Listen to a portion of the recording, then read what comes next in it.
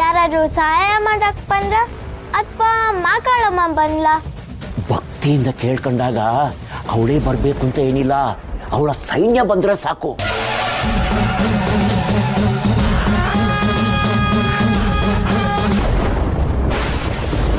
ಸೈನ್ಯ ಅಂದ್ರೆ?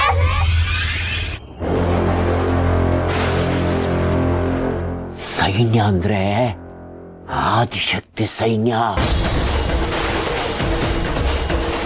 ಜಗತ್ತನ್ನೇ ಕಾಯೋ ನನ್ನವ್ವ ಮಾಕಾಳವನ ಉಗ್ರ ಸೈನ್ಯ.